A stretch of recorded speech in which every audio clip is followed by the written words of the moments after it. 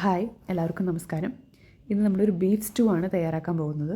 അതിനുവേണ്ടി 1/2 ടീസ്പൂണോളം ഉപ്പ്, 4-5 അല്ലി വെളുത്തുള്ളി, ഒരു ചെറിയ കഷ്ണം ഇഞ്ചി, കുറച്ച് കറിവേപ്പില, 2-3 പച്ചമുളക് എന്നിവ ചേർത്ത് നന്നായി വേവിച്ചെടുക്കാം. ഞാനിവിടെ 1/2 കിലോ ബീഫാണ് എടുത്തിരിക്കുന്നത്.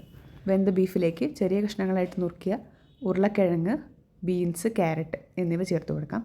ഞാനിവിടെ ഒരു മീഡിയം സൈസ്ഡ് ക്യാരറ്റും 4-5 ബീൻസും ഒരു വലിയ ഉരുളക്കിഴങ്ങുമാണ് എടുത്തിട്ടുള്ളത്. കുക്കറിലോട്ട് ഇതെല്ലാം ചേർത്ത് നമുക്ക് ഹൈ ഫ്ലെയിമിൽ 1-2 വിസിൽ കൂടി അടുപ്പിച്ചെടുക്കാം.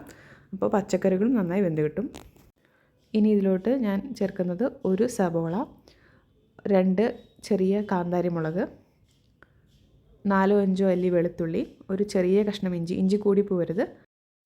ഇനി നമുക്കൊരു പാൻ ചൂടാക്കി അതിലോട്ട് 2 ടീസ്പൂണോളം വെളിച്ചെണ്ണ ഒഴിച്ചു കൊടുത്ത് അതൊന്ന് ചൂടായി വരുമ്പോൾ 4 ഏലക്കായ, 4 ഗ്രാമ്പു, ഒരു ചെറിയ കഷ്ണം പട്ട എന്നിവ ചേർത്ത് ഒന്ന് മൂപ്പിച്ചെടുക്കാം.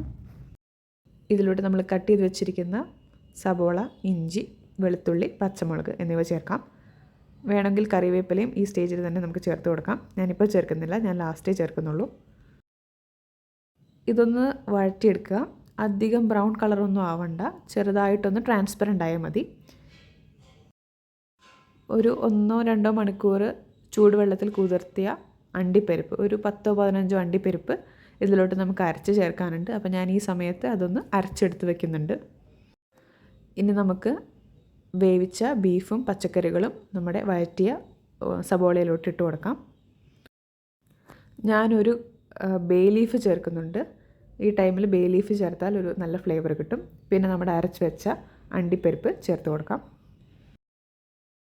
ഇത്രയും ചേർത്ത് ഒന്ന് നന്നായിട്ട് തിളച്ച് വരുമ്പോൾ നമുക്ക് കട്ടിയുള്ള തേങ്ങാപ്പാൽ ചേർത്ത് കൊടുക്കണം. ഒരു തേങ്ങയുടെ പകുതി ചിരവിയെടുത്ത് അതിൻ്റെ നല്ല കട്ടിയുള്ള 1/4 പാൽ ചേർത്താൽ മതിയായിരിക്കും. തേങ്ങാപ്പാലിൻ്റെ അളവ് ഒരു 1/2 കപ്പ് തൊട്ട് 3/4 കപ്പ് വരെ മതിയായിരിക്കും. നന്നായിട്ടൊന്ന് തിളപ്പിച്ചെടുക്കണം. ഈ സമയത്ത് നമുക്കിത് ടേസ്റ്റ് ചെയ്തിട്ട് ആവശ്യത്തിന് ഉപ്പ് ചേർത്ത് കൊടുക്കാം. ഞാനൊരു 1/2 ടീസ്പൂണിന് താഴെ പഞ്ചസാര ചേർത്ത് കൊടുക്കുന്നുണ്ട്. ഇത്രയും കുറവ് പഞ്ചസാര ചേർക്കുന്നതുകൊണ്ട് തന്നെ കറിക്കൊരു മധുരമൊന്നും മുന്നിട്ട് നിൽക്കില്ല. പക്ഷേ കറിയുടെ ഉപ്പും എല്ലാം ഒന്ന് ബാലൻസ്ഡ് ആയിട്ട് നല്ലൊരു ടേസ്റ്റ് ആയിരിക്കും നമുക്ക് പാലപ്പത്തിൻ്റെ കൂടെയൊക്കെ കഴിക്കുമ്പോൾ. ഇനി ഇതിലോട്ട് 1/4 ടീസ്പൂണോളം കുരുമുളക് പൊടി, 1/4 ടീസ്പൂൺ തൊട്ട് 1/2 ടീസ്പൂൺ വരെ ആകാം, നമ്മുടെ എരിവ് നോക്കിയിട്ട് ആവശ്യത്തിന് കുരുമുളക് പൊടി ചേർക്കാം. ഇത്രയും മതി. ഇനി ഒന്ന് തിളച്ച് കഴിഞ്ഞാൽ നമുക്കിത് ഓഫ് ചെയ്യാം. തീ ഓഫ് ചെയ്യുന്നതിനും തൊട്ട് മുന്നായിട്ട് ഞാനൊരു 3-4 ചെറിയ തണ്ട് മല്ലിയില ചേർക്കുന്നുണ്ട്. ഇത്ര മാത്രം ചേർത്താൽ മതി. ഇതിൽ കൂടുതലായാൽ മല്ലിയിലയുടെ ഫ്ലേവർ ആയിരിക്കും സ്റ്റൂവിന് മുന്നിട്ട് നിൽക്കുക. ഇതുകൂടെ ചേർത്ത് ഒന്ന് തിളച്ച് കഴിയുമ്പോൾ നമുക്ക് ഓഫ് ചെയ്യാം.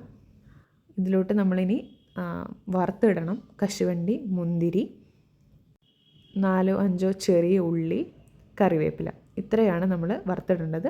നെയ്യിൽ വറുത്തിടുന്നതാണ് അതിൻ്റെ ഒരു ടേസ്റ്റ്. ഒരു 2 ടീസ്പൂൺ നെയ്യിൽ നമുക്ക് ഇത്രയും വറുത്തിടാം. വറുത്തിടുന്നതിൻ്റെ വീഡിയോ ഞാൻ എടുക്കാൻ വിട്ടുപോയി. പക്ഷെ നിങ്ങൾക്ക് എല്ലാവർക്കും മനസ്സിലായെന്ന് വിചാരിക്കുന്നു. ഇത് നമുക്ക് ചൂടോടുകൂടി തന്നെ അപ്പം, പുട്ട്, ബ്രെഡ്, ചപ്പാത്തി, ഇങ്ങനെ എന്തിൻ്റെ കൂടെ വേണമെങ്കിലും ഇത് സെർവ് ചെയ്യാം. അപ്പോൾ എല്ലാവരും ട്രൈ ചെയ്ത് നോക്കൂ. Thank you.